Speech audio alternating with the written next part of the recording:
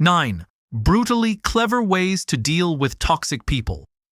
Have you ever left a conversation feeling worse than when you entered it? Not in the ordinary way that difficult conversations sometimes leave you feeling drained or unsettled, but in the specific and disorienting way that makes you question something that you were not questioning before the conversation began.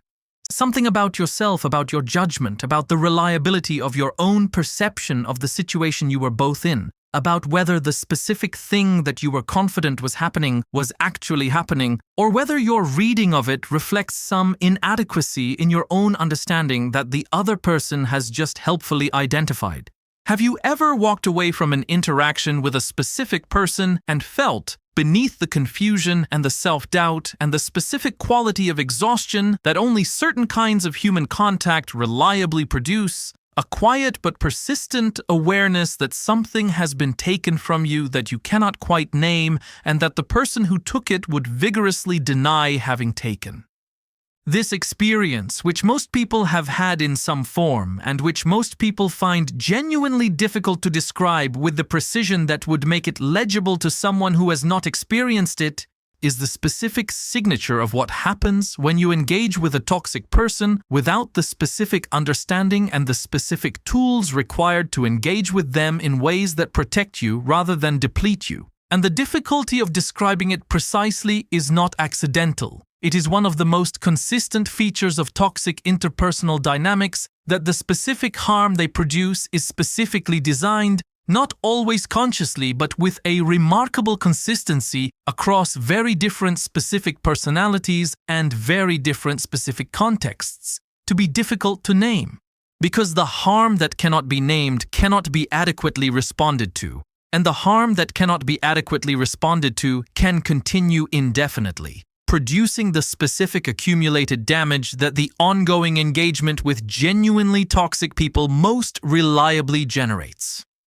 I want to be precise about what I mean by toxic in this context, because the word has been so thoroughly absorbed by the popular culture of the last decade that it has become a loose and imprecise label that is applied to everything from the genuinely harmful patterns of engagement we are going to examine to the mere inconvenience of people whose personalities are simply different from one's own preferences.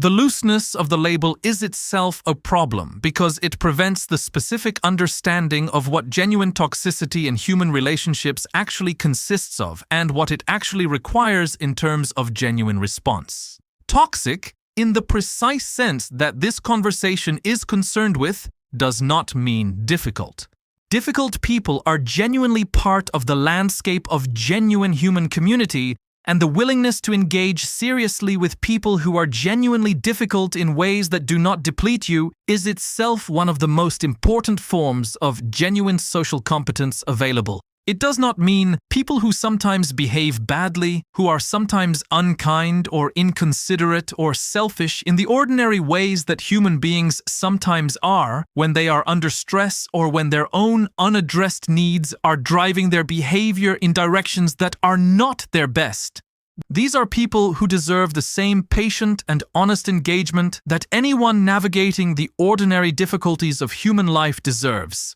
Toxic, in the precise sense that matters here, means something more specific. It means the specific pattern of interpersonal engagement that consistently, across different contexts and different interactions and different emotional states of the person engaging with them, produces in the people they are closest to a specific set of effects. The systematic undermining of the other person's confidence in their own perception. The specific dynamic through which the other person's emotional needs consistently and predictably trump the genuine needs of the people around them in ways that are not acknowledged and are not negotiated but are simply imposed through a variety of mechanisms that range from the dramatic to the extraordinarily subtle.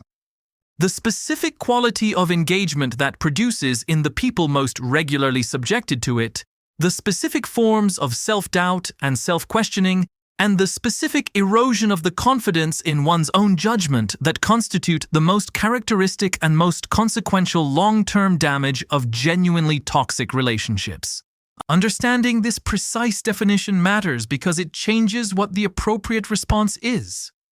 The appropriate response to a difficult person is patience and honest communication, and the specific forms of genuine engagement that allow the difficulty to be navigated rather than avoided. The appropriate response to a genuinely toxic person is something different, and the 9 approaches I want to discuss are organized around what that different response actually looks like. In practice, in the specific conditions of the specific kinds of toxic dynamics that are most common and most consistently damaging. The first brutally clever way to deal with toxic people is what I want to call the reality anchor, and it is the foundation upon which every other approach in this conversation depends. The specific harm that toxic interpersonal dynamics most reliably produce, the systematic undermining of confidence in one's own perception, depends for its effectiveness on the specific vulnerability that the person being affected has to losing the thread of their own genuine experience in the presence of a person who is consistently and confidently presenting a different version of that experience. The reality anchor is the specific practice of maintaining, with deliberate and conscious effort, the thread of your own genuine experience even in conditions where the most confident and the most authoritative voice in the room is insisting that your experience is wrong. This requires a specific cognitive habit that is more demanding than it sounds when described abstractly. It is the habit of regularly and deliberately checking your own direct experience against the narrative that the toxic person is providing about your experience. Not the defensive checking of a person who is looking for evidence to use in a conflict, but the honest and patient checking of a person who is genuinely committed to understanding what is actually happening rather than what they are being told is happening. The question is not, is this person right or wrong about me? Which is the question that the toxic dynamic is specifically designed to make you ask in ways that consistently produce the answer that serves the toxic person's interests. The question is, what do I actually directly observe about this situation, separate from the interpretation that is being provided to me about it? The reality anchor is brutal in its cleverness because it addresses the primary mechanism of the most damaging toxic dynamics at the point of maximum leverage. The person who maintains a genuine and honest relationship with their own direct experience cannot be successfully gaslit, not because they are immune to the specific social pressure that gaslighting produces, but because they have a specific and ongoing reference point, the thread of their own genuine experience, that the gaslighting narrative cannot fully replace because they keep returning to it with genuine attention and genuine honesty, rather than allowing it to be displaced by the more immediately available confident narrative of the toxic person. The practical form that the reality anchor takes is the specific habit of journaling, or of regular, honest conversation with a trusted person outside the toxic dynamic, or of any practice that creates the specific record of your own genuine experience at specific times that you can return to and consult when the toxic person's narrative is most successfully making you doubt that experience. The record is not evidence for a conflict. It is a cognitive anchor, a specific form of documented reference to your own genuine experience that performs the specific function of maintaining the thread of your own reality in conditions specifically designed to sever it. The second brutally clever way to deal with toxic people is the strategic information diet. Toxic people consistently and predictably use the specific information they have about you, your vulnerabilities, your fears, your desires, your history, your relationships against you. Not always consciously, not always with the specific intention to harm, but with a consistency and a pattern that reveals the specific dynamic at work. The information you share most vulnerably tends to be the information that is most reliably turned against you in the moments of maximum pressure or maximum conflict. The specific thing you confided in a moment of genuine trust tends to be the thing that appears later in the form of a cutting remark, or a specific manipulation, or the particular kind of dismissal that is specifically calibrated to reach the place you most need it not to reach. The strategic information diet is the specific and deliberate management of what you share with a toxic person, organized not around distrust in the generic sense, but around the specific recognition that the information you share will be used in ways that you cannot fully predict or control, and that the protection of your own well-being therefore requires that you manage the specific information that is available to be used in those ways. This approach is brutally clever because it does not require the dramatic confrontation that the toxic dynamic is specifically designed to win. It does not require the announcement that you no longer trust this person, which the toxic person will reliably convert into evidence of your own unreasonableness. It simply and quietly reduces the specific resource that the toxic dynamic depends on, the detailed knowledge of your vulnerabilities, without producing the kind of visible change that would trigger the specific responses that the toxic dynamic is organized to deploy when directly challenged. The strategic information diet means, in practice, the specific decision to keep certain categories of information, the categories of your deepest fears, and your most acute vulnerabilities, and your most important relationships, and your most genuine aspirations, genuinely private from the toxic person, regardless of the specific pressure that the dynamic may generate to share them. The sharing of that information has never produced the specific outcome that it appeared to promise. The deeper connection or the genuine understanding or the specific relief of being fully known. It has produced the specific outcome that the pattern of the relationship predicts. The management of the information that is not shared is the specific and practical application of that recognition. The third brutally clever way is the energy audit, and it is an approach that is simultaneously the simplest and the most consistently neglected of the 9. The energy audit is the specific and ongoing practice of honestly tracking what interactions with the toxic person actually cost you in terms of your specific cognitive and emotional resources, measured not in any abstract or qualitative sense, but in the specific and observable terms of what you are capable of after the interaction compared to what you were capable of before it. The energy audit is brutally clever because it bypasses the specific cognitive distortion that the toxic dynamic most reliably produces, the distortion that makes you continuously re-evaluate whether the specific interaction was actually as bad as you experienced it to be. The toxic dynamic is specifically organized around the production of this re-evaluation, around the specific mechanisms of charm and intermittent positive reinforcement, and the specific rewriting of what just happened that make the experience of each difficult interaction feel like an exception to the general pattern rather than an instance of it. The energy audit does not engage with this re-evaluation process. It simply measures what happened to your specific resources as a consequence of the specific interaction. And over time, the pattern of those measurements becomes the most reliable available evidence of the actual cost of the relationship. The energy audit means, in practice, the specific habit of noticing, after every significant interaction with the toxic person, whether you have more or less energy for the things that matter to you than you had before the interaction, whether you are more or less capable of genuine engagement with the people who depend on you, whether you are more or less capable of the specific work and the specific creativity and the specific quality of presence in your own life that the interaction was competing with. And tracking those measurements over time with the same honest attention that you would bring to any other significant investment of resources whose returns you are trying to honestly evaluate. The fourth brutally clever way is the pattern recognition practice, which builds directly on the energy audit but extends it in a specific and important direction. The toxic dynamic is specifically organized to make each individual incident feel like a one-time occurrence, an exception to the general pattern, a specific response to specific circumstances that will not recur once the specific circumstances have been addressed. This is one of the most powerful and most consistently effective mechanisms through which toxic dynamics maintain themselves, because it converts the genuine pattern of harmful behavior into a series of apparently isolated incidents that each feel manageable even though the aggregate of them is not. The pattern recognition practice is the specific cultivation of the cognitive habit of stepping back far enough from the specific incident to see the pattern that the incident belongs to.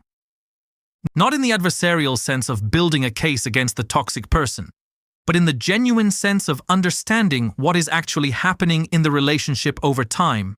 rather than what is happening in any specific instance of it. The pattern recognition practice is brutally clever because it addresses the specific cognitive vulnerability that the toxic dynamic is most specifically organized to exploit. The human tendency to evaluate the present moment primarily in terms of the present moment, the tendency toward the kind of temporal myopia that makes current good behavior feel more significant than historical patterns and current remorse feel more predictive than behavioral patterns, is precisely the tendency that the toxic dynamic most reliably and most effectively exploits. The pattern recognition practice does not eliminate this tendency, but it creates the specific habit of regularly consulting the historical pattern as a counterweight to the present moment's tendency to be evaluated primarily on its own terms. The fifth brutally clever way is the non-reactive mirror, and it is perhaps the most sophisticated of the 9 approaches because it requires the most precise calibration of a specific form of social engagement.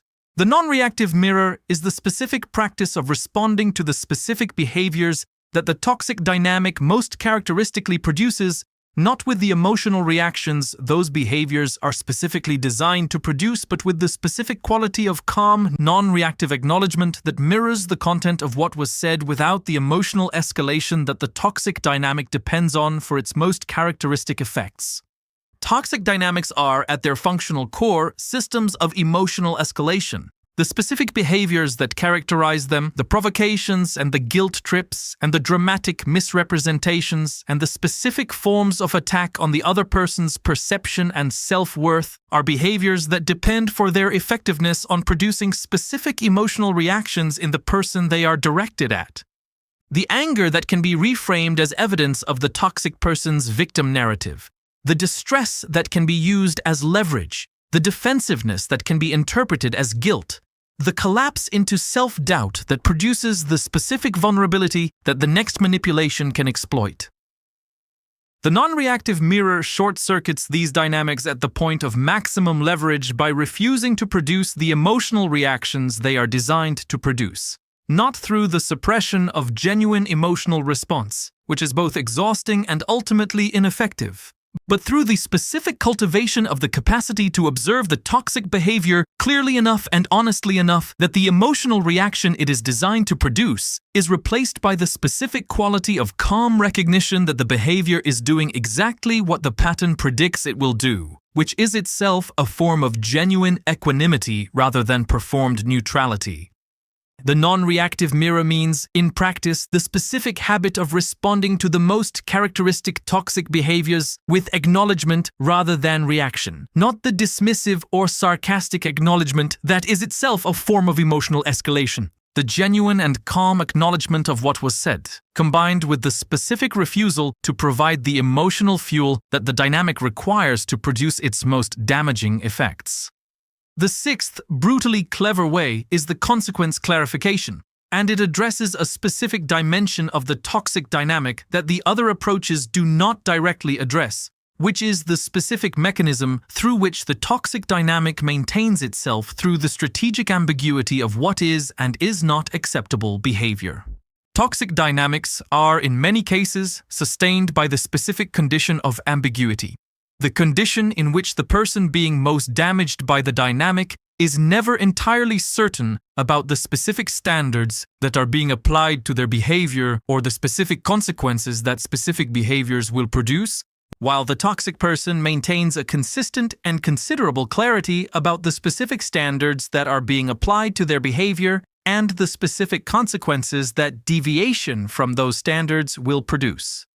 The consequence clarification is the specific and deliberate practice of converting this ambiguity wherever it is possible to do so without the kind of dramatic confrontation that the toxic dynamic is specifically organized to win into clarity. The clarity of what you are genuinely willing to continue engaging with and what you are not. The clarity of what the specific consequences of specific behaviors will actually be, not as threats, but as honest statements of what you genuinely intend to do in response to specific actions. This approach is brutally clever because it addresses the power asymmetry that the strategic ambiguity of the toxic dynamic produces at its source.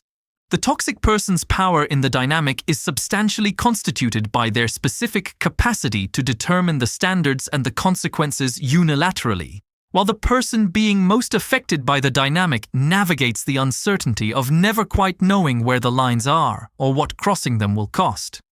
The consequence clarification does not eliminate this asymmetry, but it substantially reduces it by introducing the specific clarity about your own standards and your own genuine limits that the dynamic has been organized around preventing you from establishing and maintaining. The seventh brutally clever way is the community of genuine witness, and it is the approach that addresses the most fundamental and the most consequential vulnerability that the genuinely toxic dynamic most systematically produces. The isolation of the person most affected by the dynamic from genuine understanding and genuine support, and the specific perspective of people who are not inside the dynamic and who can therefore see it more clearly than the person who is most inside it, is one of the most consistent and most deliberately maintained features of genuinely toxic relationships. Not always consciously deliberately maintained, but maintained with a consistency that reveals the specific function it serves through a variety of mechanisms that range from the direct criticism of the other person's relationships and friendships to the more subtle production of the specific forms of shame and self-doubt that make seeking genuine outside perspective feel dangerous or disloyal, or evidence of the specific inadequacies that the toxic person has been most effectively promoting. The community of genuine witness is the specific and deliberate cultivation of a small number of relationships outside the toxic dynamic with people who are capable of providing the specific quality of honest reflection and genuine understanding that the toxic dynamic is specifically organized to prevent. Not the venting relationships of people who will simply validate whatever you say about the toxic person, which are themselves a form of cognitive distortion rather than genuine perspective. But the relationships of people who are genuinely committed to helping you understand what is actually happening rather than simply telling you what you want to hear, who have enough genuine knowledge of you and enough genuine independence from the specific dynamic to see it more clearly than you can from inside it.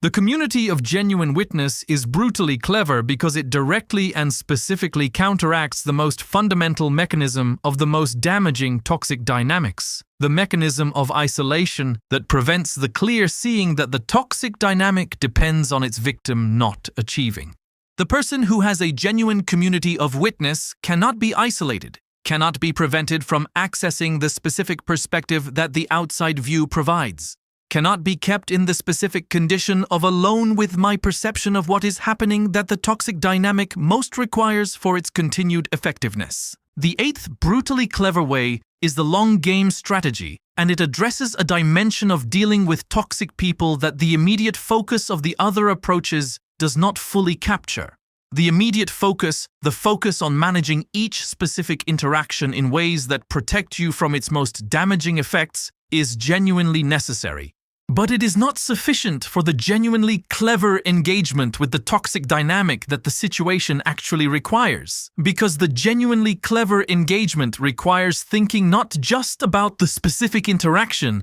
but about the trajectory of the relationship and the specific direction you want that trajectory to move in over time. The long game strategy is the specific practice of making decisions about your engagement with the toxic person, not primarily on the basis of what feels most manageable or most bearable in the specific moment, but on the basis of what moves the overall trajectory of the situation in the direction that is most genuinely aligned with your own genuine interests and your own genuine well-being over the longer term. This sometimes means accepting specific short-term costs, the specific discomfort of a particular form of engagement or a particular refusal to engage, in the service of the longer-term movement of the relationship's dynamics in a direction that is more sustainable and less damaging. The long-game strategy is brutally clever because it addresses the specific cognitive vulnerability that the toxic dynamic is most effectively organized to exploit in the short term. which is the tendency to make decisions on the basis of what reduces the immediate discomfort of the current moment rather than what moves the overall situation in the direction that the overall situation most genuinely requires. The toxic dynamic consistently and specifically produces conditions of immediate discomfort that make the decision that serves the dynamic more comfortable in the short term than the decision that genuinely serves your interests in the longer term. The long-game strategy is the specific practice of making the decision that genuinely serves your interests in the longer term, even when the immediate discomfort makes the other decision more immediately appealing. The ninth and final brutally clever way is the most difficult and the most important, and it is the approach that the other 8 are, in a sense, all pointing toward without fully stating. It is the practice of radical honesty with yourself about whether the relationship can be genuinely changed and whether you genuinely want to change it, or whether the most genuinely honest and most genuinely self-respecting response to the specific dynamic you have been navigating is the specific response of ending or fundamentally restructuring your engagement with it.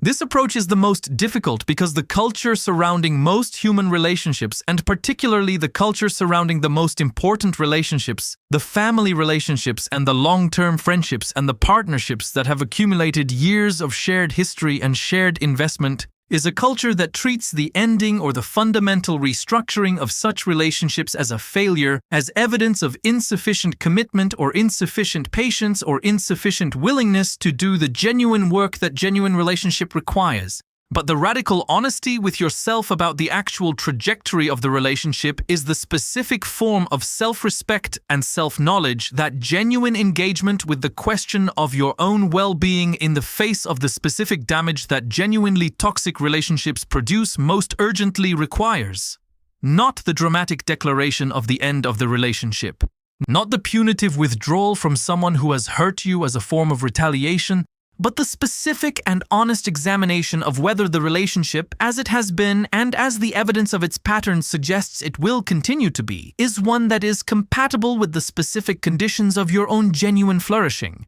and the willingness to act on the genuine answer to that question, even when the genuine answer is the more difficult and more socially uncomfortable one. The radical honesty approach is brutally clever because it refuses the specific trap that the toxic dynamic is most specifically organized to maintain, which is the trap of continuous engagement in the hope of genuine change that the pattern of the relationship does not genuinely support. The person who can look honestly at the actual pattern of a relationship and make an honest assessment of what that pattern is most likely to produce going forward, rather than evaluating the relationship primarily through the lens of what they most hope it will eventually become, is the person who is most capable of making the specific decision about their engagement with it that their own genuine interests most urgently require. Now I want to say something about the relationship between these 9 approaches that the schematic presentation of them as a numbered list consistently obscures. They are not independent techniques to be applied separately to separate problems. They are 9 dimensions of a single underlying orientation. The orientation of a person who has developed the specific combination of honest self-knowledge and genuine social intelligence and the specific quality of genuine self-respect that dealing effectively with genuinely toxic people actually requires. The person who has developed this orientation is not a person who has become cold or defended or incapable of genuine vulnerability and genuine openness with other people.